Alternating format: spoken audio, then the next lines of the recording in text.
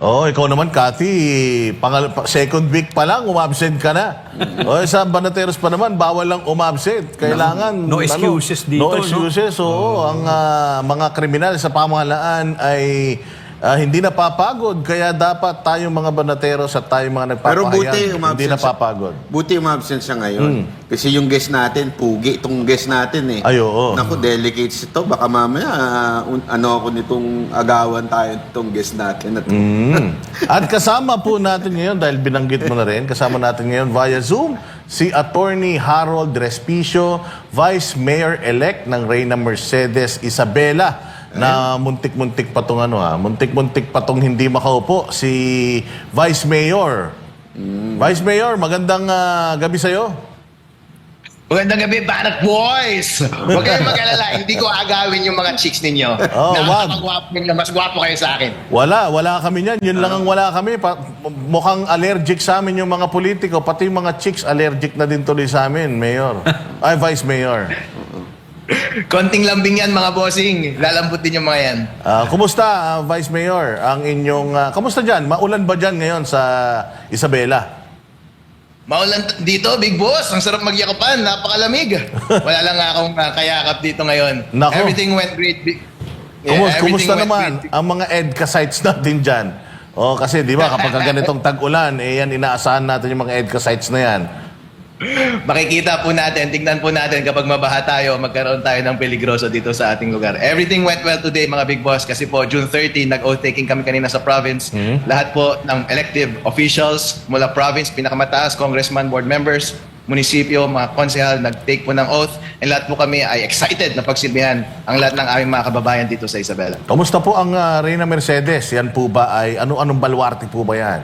Ano pa yan? Solid North administration ba yan? Or dispalinghado na din? 50-50? 30-70? Ano bang sitwasyon dyan, sir? Mga taga Reyna Mercedes ay mga masasayahing takas po yung mga nandito. At itong bayan na to ay magiging pinakamagandang bayan sa buong Pilipinas. Tandaan ninyo yan, panoorin nyo kami kung para natin gagawing napakaunlad ang ating bayan. Yung mga tao po dito ay may itim. Marami po dito ang mga Ilocano. Wala pong Bisaya dito. Pero po ang aming loyalty at ang aming fealty ay para sa katotohanan at para sa tama. Kung ano po ang tama para sa ating lipunan, ano po ang tama bilang polisiya para sa ating politika, yun po ang kinakampihan ng mga taong bayan dito sa Isabela. Biyag te Ilocano. Itong mga kasama natin dito, mga Banateros. Mga Ilocano din ito eh. Ako ay taga Ilocos, itong dalawang to. Mga taga Mountain Province ito eh. Taga Cagayan kayo, di ba? Cagayan. Cagayan din, di ba? Yung inyong napakahusay na magagaling mga abogado sa Mountain Province, ano? Kaya si Atty. Respicio, makikita naman natin, hindi ba? Attorney, diretsoy natin yung inyong mga protesta dyan sa Supreme Court patungkol dito sa mga natin, yung mga, banat pa di ba, supposedly, i-guest sana natin yung Si di ba? Atty. Jordan, no? Si Atty. Jordan. Kamusta po ba yung ginawa ninyong doon, demanda at ano po ba ang buong kwento nun? Isalaysay natin ito para mas maintindihan muna ng ating mga nanonood. Si Big Boy Georgie, nakasuhan sa SC ng isang politikong tumakbo sa Bohol. Tumakbo siya bilang congressman ng 1st District ng Bohol. At first time niyang tumakbo, syempre nag-pay siya ng courtesy visit kay Chairman Georgie sa kanyang office doon sa Intramuros isang araw noong October. At tinanong niya si Chairman Georgie, Chairman George, mapapatupad ba natin ang lahat ng ating mga batas sa darating na eleksyon? Sabi ni Chairman George, ilan ba ang botante mo? Wow, what a question! Ang sabi ng kandidatong yon, Sir, 300,000 po. At sabi ni Chairman Georgie daw sa kanya ay 300 million ang kailangan mong pera para manalo. Wow! Yun po ang basehan ng kaso na isinampa namin sa Supreme Court. Dahil kapag papakinggan mo po yung statement na yun, ay parang nagsasuggest. Si Chairman George, nabayaran mo na lang ang COMELEC ng 300 million para manalo ka. Hindi po lamang chismis yan dahil po yan ay pinatotohanan ng petitioner na si Attorney Pizaras na tumakbong congressman noong nakaraang eleksyon. Yan po ay kasama ng kanyang affidavit, kasama ng petisyon, kasama po yan doon sa record ng court. At tatawagin po natin si Chairman Georgie, bakit niya sinabi yung bagay na yun. So far, ang explanation ni Chairman George, yun daw yung expected na magagastos during nung campaign. Ang problema, Chairman Georgie, ang bayad lamang or ang allowable lamang na gastos during campaign is 3 pesos para sa isang congressman na merong partido. In the case of congressman in the case of congressman candidate Pizaras at the time, 900K lang dapat yung sinabi mo. Pero bakit sinabi mong 300 million pesos. Kung yun din ang sasabihin niya sa korte, feeling ko hindi paniniwalaan yan sa korte, si Chairman Georgie. Pero, di ba ho ang isang COMELEC chairman, impeachable na ano? Na bakit demanda sa Supreme Court ang inyong final? Impeachable po ang isang COMELEC chairman. Kung members ng commissioners ay impeachable. Pero para mag-start ng impeachment, kailangan mo mag-start sa House of Representatives. Ang dapat na mag-initiate niyan, isang member ng House of Representatives. Or pwede rin mag-initiate ang isang private na tao, pero dapat endorse siya ng isang member ng House of Representatives. So far, wala pang sumusuporta para sa isang impeachment sa mga commissioners ng COMELEC. Kapag meron nakikinig na mga congressman ngayon dyan sa House of Representatives, kung gusto nung i-endorse yung impeachment na ipafile ni Atty. Harold Respicio, tawagan nyo lang ako. Madadraft kagad natin yan at i-file na natin kagad. Pero habang wala pang congressman na gusto mag-endorso ng impeachment laban sa mga COMELEC commissioners na ito, nagsampa kami ng pinakamagandang paraan, legal remedy, para mapanagot ang lahat ng mga loko-lokong gumawa ng kamalian nung nakaraang eleksyon. At ang pinakamagandang venue na gawin yan ay ang Supreme Court. Dahil po, may lalagay kagad natin, may sasalang kagad natin sa pinakamataas na korte sa ating bansa. Mananagot kagad. They will be held to account para sa kanilang lahat ng ginawa nung nakaraang eleksyon. At maririnig po natin yung mga opisyal na sagot ni Chairman George Garcia at ng mga commissioner. Bakit nila ginawa yung mga bagay-bagay na yun? Bakit nila pinalitan yung software? Bakit nila pinakialaman yung data habang pinapadala mula sa ACM papunta sa mga servers? Lahat po ito, kapag papakinggan ninyo, maling-mali talaga. Ngayon, pakinggan natin yung kanilang mga palusot. Attorney, sinasabi nga niya, di ba, na parang hindi naman daw yun direktang pagsasabi na bigyan siya ng 300 million. Pero yun ba, ibig sabihin, hindi niya itinatanggi na sinabi niya yun? Hindi niya tinatanggi. Merong mga news articles na lumabas nung isang araw matapos yung pag-file namin ng petisyon. Ang tanging palusot niya lamang ay hindi daw yun ang ibig sabihin niya. Binaliktad daw siya, misunderstood daw siya, pero hindi niya tinanggi na nangyari yung meeting. Hindi niya tinanggi na sinabi niya na 300 million ang kailangan mo para manalo. Ang explanation niya lang is misconstrued daw si Big Boy, Georgie. At ang ibig sabihin lang daw nun ay kailangan mo ng 300 million pesos para legitimately magastos ngayong kampanyang ito. Pero sir, napakalayo niyan sa 900,000 pesos na allowable na expenses lamang ng isang kandidato. Anong mga, ano ba ang parusa sa ganyan kung sakaling mapatunayan na ganun talaga ang sinabi niya? Anong bang parusa? Ang hinihingi namin na prayer doon sa Supreme Court case ay para i-disbar si Chairman George Garcia. Kapag na-disbar siya, hindi na rin siya pwedeng umupo bilang commissioner. So isang indirect way po yan para matanggal siya bilang commissioner. At in-invite din namin yung DOJ at baka magsasampa rin kami ng case sa mga susunod na araw laban kay Chairman George para sila ay mapakulong lahat sila. Pakulong natin silang lahat. Dahil lahat po yan ay illegal na bagay yung kanilang mga ginawa. Yung pag-interfere ng data mula automated counting machine papunta sa mga server dahil sabi ng batas dapat diretsa. Pero kapag gumamit ka ng illegal equipment, mali po yan under sa election laws natin at under sa cybercrime laws. Kapag gumamit ka ng unauthorized software, illegal po ulit yan under sa election laws at sa cybercrime law. Dahil po ang authorized lamang ay yung na-audit which is 3.4 version. At kapag nakita ng ating mga investigative bodies, Prosecutor's Office, Department of Justice, na yung sinabi ni Chairman George Garcia na kailangan mo ng 300 million pesos para manalo ay ostensibly na panghihingi ng bribe, baka pwede rin siyang kasuhan sa bagay-bagay na yan. Ang ending po niyan kapag dumaan sa DOJ, NBI, or sa prosecution, ay pagkakakulong ng mga commissioner na ito. Pero po, lahat ng aming ginagawa ay para mapanagot silang lahat base sa mga available na remedies na available sa atin ngayon bilang mga practitioner ng batas. So, ang available na tinake advantage namin is yung Supreme Court. Ang available is yung DOJ na route, NBI or Prosecutor's Office. Mangyayari po yan sa mga susunod na araw. Pero po yung sinasabi ninyo na impeachment ay kailangan po natin ng cooperation ng at least na isang member ng House of Representatives para mai-push yan. Kapag meron sanang isa na mag-endorse sa atin, push natin kaagad yan. Attorney, nabanggit natin yung DOJ at saka yung NBI. Kailangan po ba talaga na mag-initiate tayo ng reklamo sa kanila or pwede bang sa grabe nitong issue na to, pwedeng sila yung magkusang loob na mag-imbestiga? Pwede bang ganun?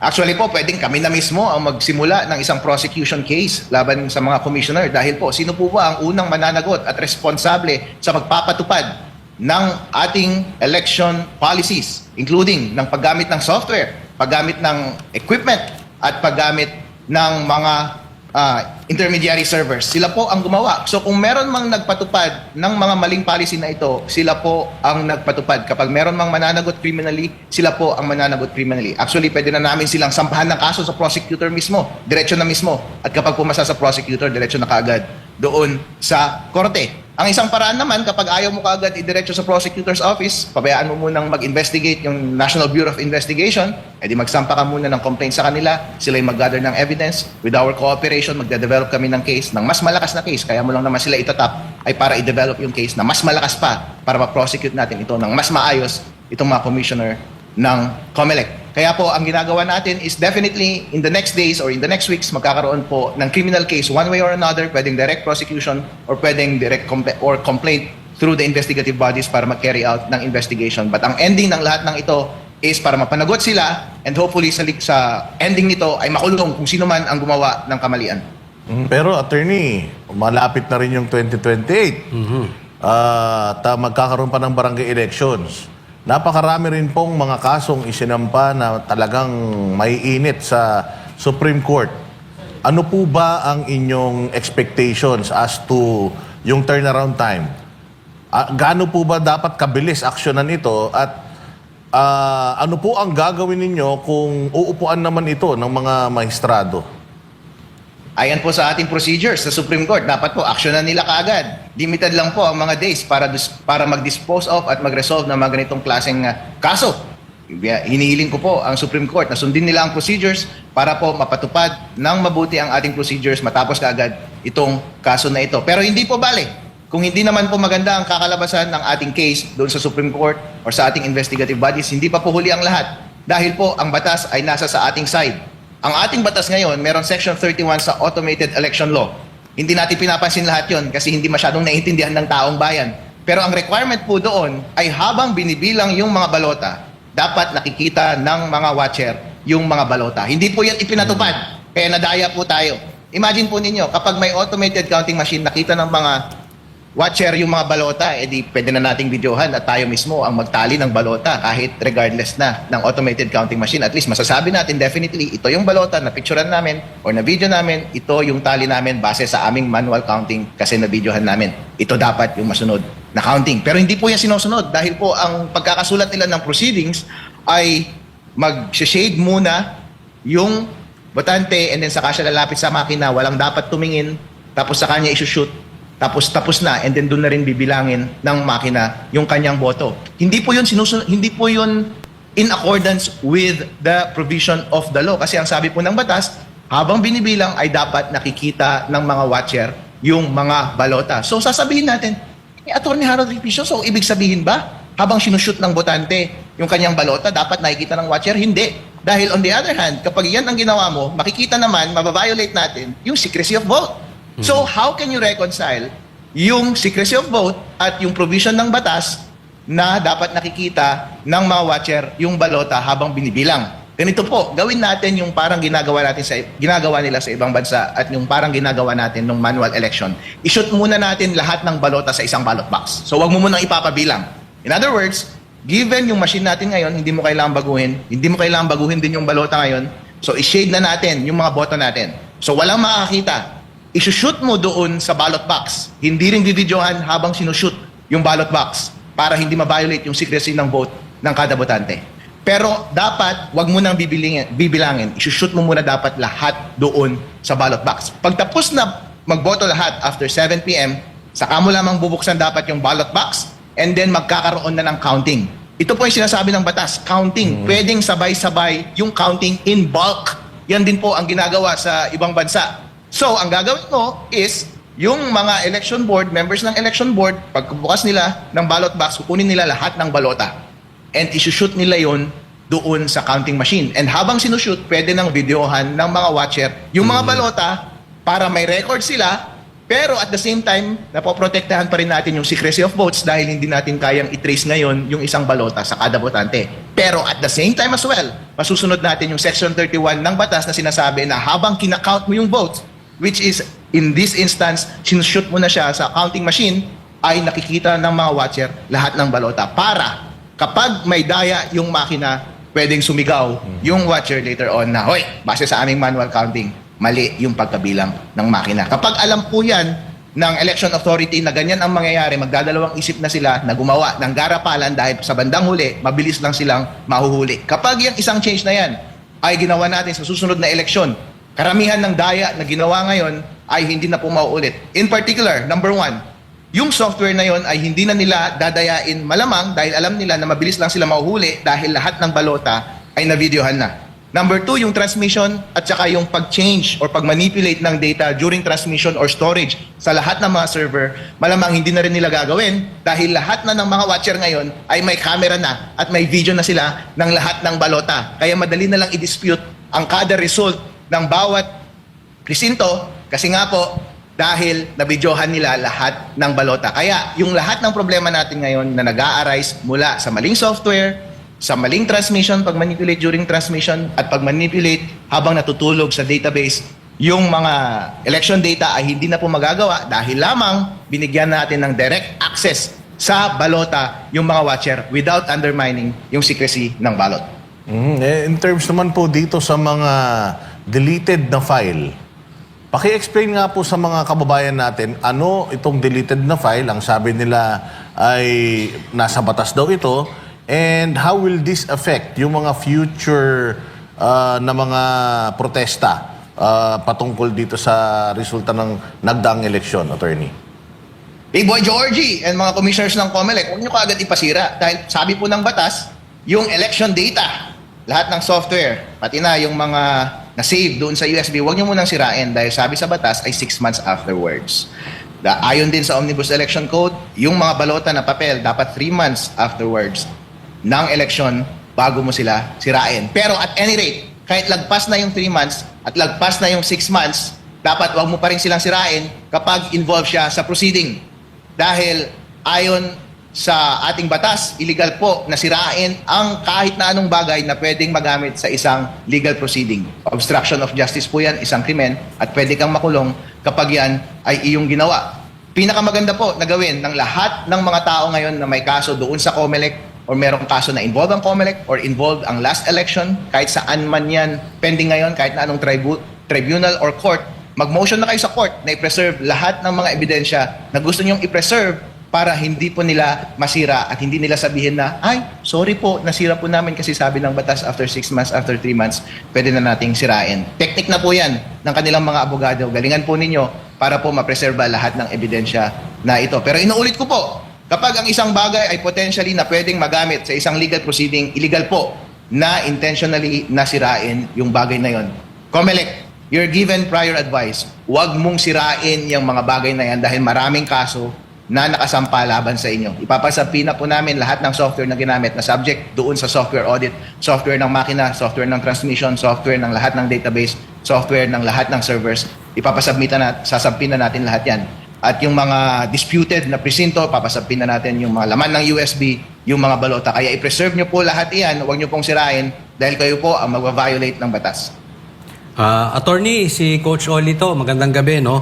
Bago tayo pumunta dito kay Georgie, puntaan muna natin maganda yung suggestion nyo na bibilangin siya afterwards. No? Kasi nga may iwasan yung dapat iwasan. Kaya lang, napaisip ako, hindi kaya ito pagmulan ng vote buying kasi ang nagiging style ngayon ng mga barangay, yung ibang barangay captain, no? Magpapakolekta yung tinatawag nilang last 2 minutes. Yan, magbibilihan ng boto, pero alam nila kung saan. Halimbawa, subdivision A and B dito sa presinto. Subdivision C and D dito sa presintong ito. Dito na mudmud yung Congressman Buaya ng ayuda. Dito rin tinanggap ni barangay captain. At the same time, sa pinangako niya, dito sa subdivision A and B and subdivision C and D, mananalo ka. So makikita kung totoong na i-deliver. Ngayon, pag gano'n na nangyari, baka, again maganda yung suggestion yun, hindi ko kinukontra. Kaya lang, hindi kaya pagmula naman ito, ano kaya magandang gawin natin para hindi ito pagmula? Kasi meron ako nababalitaan, ganito po ang gawain ngayon.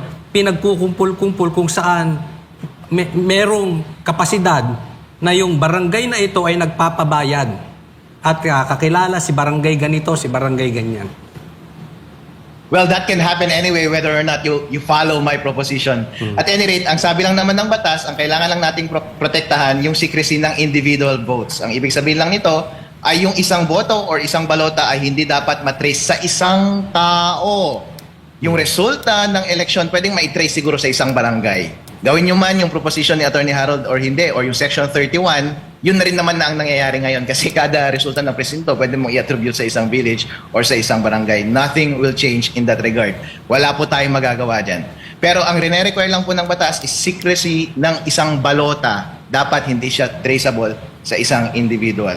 Kaya nga po yung suggestion ni Attorney Harold Respicio na i-shoot muna sa isang box and then saka babasahin para hindi ma-trace sa isang tao ay masusunod niya lahat ng basic principles ng ating election na set doon sa law at sa mga rules at best practices ng election in general sa buong mundo. Wala po itong mababiolate. Kaya nga po ina-encourage ko yung mga ganyang question at questions ng taong bayan. I-defend ko po yung ganitong proposition dahil napaka-solid po. Wala po itong kayong pwedeng i-protesta or i-question dito sa ganitong paraan dahil po ito po ang sasagot ng lahat ng nangyaring daya noong nakarang election. Okay, puntahan naman natin ito si Attorney Georgie, no? Yung sinabi niyong siya ay nanghihingi ng 300 million. Ibig sabihin, may kapasidad siyang magpanalo. Ang tanong ko dito, meron kayang tao, merong utak kaya sa likod nito, yung kanilang mastermind, or siya lang talaga, kung susundan ko yung sinasabi ninyo, siya lang talaga yung nagpapayaman. Kasi kung meron tong utak sa likod, posible kahit matanggal itong si chairman, baka yung ipapalit, ganun din. Ay, chismis na yan. Sige, mag-chismisan tayo. Alright. Ang chismis na ating naririnig ay hindi pa ito verified so hindi natin i-identify yung mga involved na tao pero alam nyo na ko siguro kung sino ito. Meron talagang nangyaring bayaran. Nagkakaroon po ng bayaran. Meron ngang recording Ilabas natin yan sa tamang panahon. Malalaman nyo rin kung sino tong tao na to. Pero siya sabi ko sa inyo, kilala nyo na ito. Nagkabayaran nga. Both sides nga, tinanggapan ng pera. Itong side na ito, na merong recording, ay 25 million yung naibigay. Kaso nga lang, ang sinaydan yung isang side na nagbigay ng pera. Ngayon, nung nagpaparefund na si madam or si sir, ang sabi ng isang mataas na official na ito, ay, pasensya na madam, mare-refund ka rin pero nabigyan ko na yung ibang tao, di ba? Ibang commissioner ba? Or ibang staff? I don't know. Secret. So Pero may recording kayo niyan, attorney? merong recording na lalabas in the future. Yun ang aantayin natin. Yan ang pinakamalaking pasabog. Pero Oo. attorney, sundutan ko lang, no? Nabanggit kasi ni VP na panalo ang Duterte. Kayo ba naniniwala doon? Komentaryo po.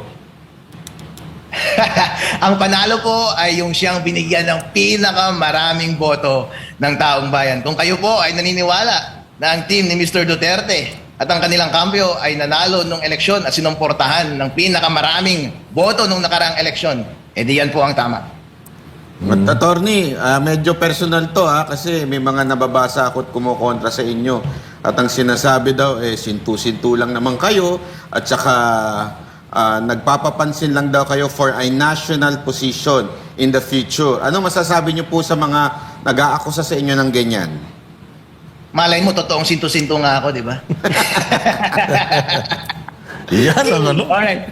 Okay, tignan lang natin kung ano yung pinag-uusapan natin, hindi ba? Gusto nyo bang huminto na si Attorney Harold Respicio na isiwalat ang lahat ng kamalian ng nakarang eleksyon? Aba, syempre Gusto nyo hindi. bang maayos?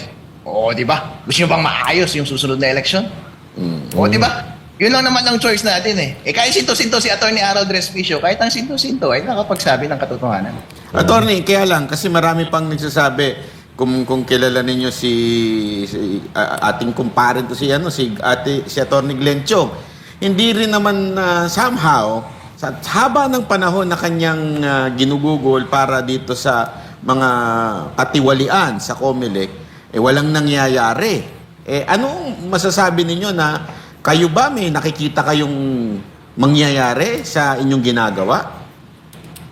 Merong mangyayari, Idol, dahil malinaw po ang daan para sa isang successful na implementation ng pagbabago para sa susunod na eleksyon. At simple lamang, hindi mo kailangan ng panibagong gastos, hindi mo kailangan ng extensive na logistics. Kahit kung anong setup natin ngayon, pwede natin pa rin gawin.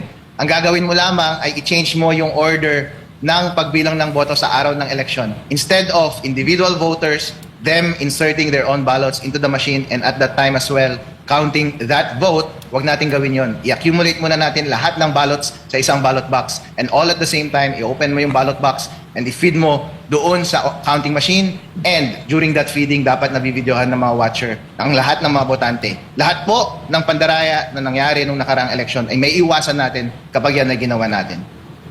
How equally important itong issue natin ngayon sa election sa dami ng mga issues na kinakaharap ng bayan natin ngayon? Kasi sa totoo lang, litong-lito ang mga Pilipino. Sa sobrang dami ng isipin, nandiyan yung pagmahal ng bilihin, nandiyan yung gera sa Middle East, yung posibleng ma-involve pa tayo dyan sa gera na yan, at saka kung ano-ano pang problema, nandiyan pa impeachment, di ba? So, napakaraming issues ang nasa harapan natin ngayon. Gaano ka-importante itong ipinaglalaban ninyo para sabihin natin na this is top of the priority dapat i-resolve problema ng Pilipinas? Ito po ang pinakamahalagang issue na kinakaharap ng ating lipunan sa pagkakataong ito. Itanong niyo po, ano po ba ang basis ng ating kalayaan bilang Pilipino? Tanong niyo po yung inyong mga sarili. Gusto niyo bang maging malaya? Oo. Anong basis ng kalayaan natin? Ang ating kakayahan na magboto ng mga taong magboto at magluklok ng mga taong mamumuno sa atin at gumawa ng mga palisiya at batas na mag-govern ng ating freedoms and limitation. And magagawa mo lamang yan sa pamamagitan ng isang democratic process. At ang isang democratic process ay magagawa mo lamang during election time. Kaya mahalaga na during election time, ang mandate talaga ng masa ang siyang masunod at hindi po dapat nasusunod yung pera lamang. Dahil po kapag pinabayaan natin na ang ating resulta ng eleksyon ay nababayaran, ang mamumuno po sa atin ay yung mga taong may pera lamang sa ating bayan at hindi po tayong tunay na malaya. Dahil po ang ating mga kalayaan, ang mga limitasyon ng ating pamumuhay, ang nagdidikta po ay yung mga taong may pera. Kapag gusto nyo po na kayo mismo ang magdikta ng inyong kalayaan at limitasyon, kalidad ng buhay dito sa ating bansa, meron dapat kayong kakayahan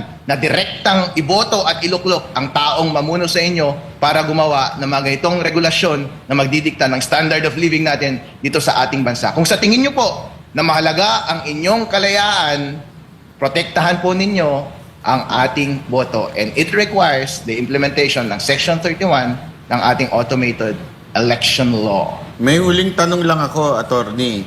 Napanood ko kasi yung scandal ninyo. Uy, Yung nagtapong kayo ng Coca-Cola.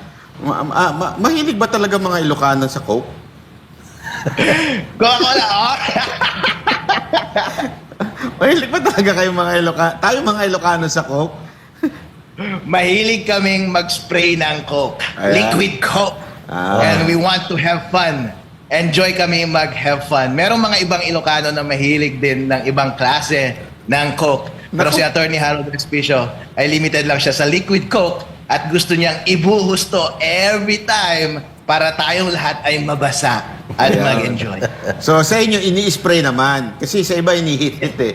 So, okay ba yun? At least ganun, di ba? Attorney Harold, ano na lang, siguro inyong final message sa ating mga kababayan na talagang nangangailangan at nagnanais ng maayos na sistema ng eleksyon sa Pilipinas.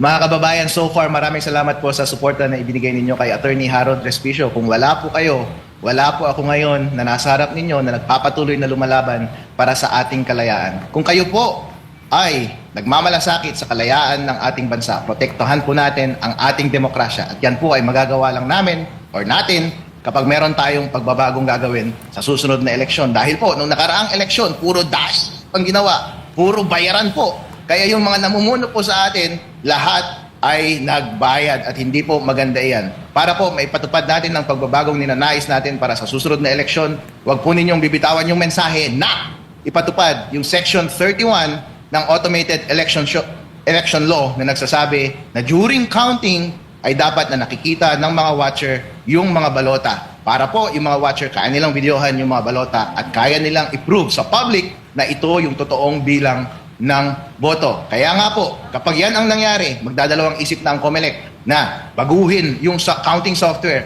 at maging dishonest doon sa bagay na yun. Magdadalawang isip na rin sila na baguhin ang transmission at baguhin yung data pagdating sa mga database. Malaki po ang pagbabago na pwede nating magawa kapag ginawa natin ang lahat ng mga bagay na ito. Tandaan po ninyo, ang batas po ay nasa sa ating side. Ang gagawin lang po natin ay udyukin ang COMELEC na gawin ang lahat ng mga bagay na yan. Hindi natin kailangan ng gumastos, hindi natin gumawa ng napakaraming bagay, hindi natin kailangan kumbinsihin ng House of Congress, ang Senate para gumawa ng bagong batas. I-push lang natin ang COMELEC na ipatupad ang batas dahil ang batas ay meron na. At kapag hindi po nila ginawa yung polisiya na iyan, tayo na mismo ang lalapit sa Supreme Court para mag-file ng mandamus para manduhan ng COMELEC na ipatupad yung bagay na yan. At kapag hindi pa rin sila ginawa, pagkatapos nating humingi ng tulong sa pinakamataas na korte ng ating bayan, malinaw naman ang sinasabi ng batas at dito nakasalalay ang ating demokrasya. Alam na ninyo ang dapat nating gawin. Yun. Okay. Maraming salamat, Attorney Harold Respicio, sa inyong paglaban sa ating karapatan. Sana wag po kayong mapagod. Sana tuloy-tuloy po yan. Sana ay hindi po kayong ma-backdoor o ma-back channel. Kasi mahirap. Baka sa sobrang lupit ng iyong mga pasabog, baka meron ng mga nagtatangkang bilin ka. Sana ay tatagan mo ang iyong sarili, Attorney. Kampi mo kami dyan. Sabi nga ng girlfriend ko dati, Oy. Harold, you're useless. So mukhang hindi nila ako kayang afford. Si attorney parang si yung batang FPJ, no? Oo, action star eh. Mukhang may papalit na kay Senator Robby Padilla. Yan. Attorney Harold Respicio, Vice Mayor-elect ng Reyna Mercedes Isabela. Congratulations, Attorney. Maraming salamat, big boys. Mabuhay po kayo. Nako, napakataas ng ng energy ni Attorney Harold Respicio. Tsaka yun nga, sana lang tayo nananalangin na tuloy-tuloy, no? Sana ay katulad ni Glenn Chong, talagang walang hinto, kahit si Glenn Chong, dire-diretso, bilib na bilib tayo sa mga ganitong tao na kahit alam natin na very oppressive talaga itong setup natin ngayon, lalo itong gobyerno natin, tuloy-tuloy pa rin lumalaban at tuloy-tuloy na talagang isinisiwalat yung mga nakikitang pagkakamali. Yan nga, isa nga sa mga gusto kong pag-usapan natin, mga partners. Siyempre tayo, mga taong social media tayo. Sobrang importante talaga ng social media sa atin, sa trabaho natin sa araw-araw at sa ating laban sa malayang pagpapahayag. Ako, 3 o 4 sa aking mga Facebook pages na tinake down. For the longest time na tayo bumabati ko sa gobyerno, sa tinagal-tagal na tayo ay lahat na yata ng mga politikong nakikita nating may mga ginagawang pagkakamali sa bayan, tayo'y talagang ginagamit natin yung mga platforms na yan para batikusin sila. First time, partner. First time na... Dalawang beses, no? Dalawa? Tatlong accounts. Pati yung bagong tayo na account, tinake down din. Sinubukan ko lang kung tama ba yung hunch ko. Kasi ang tingin ko, noong kumalat yung video nung alias Rene, shinare natin yan sa social media. Di naman bawal yun, partner, di ba? Mag-share. Doon, yun ang nakita kong mga violations and then tinake down. Gumawa tayo ng bago, we did the same. Ganun din, tinake down nila. So sabi ko nga grabing parang martial law talaga nito. Mas masahol pa, sabi ko nga si Presidente Marcos, in all fairness, araw-araw natin kung banatan yan sa social media. Never sinuspend yung mga Facebook pages natin.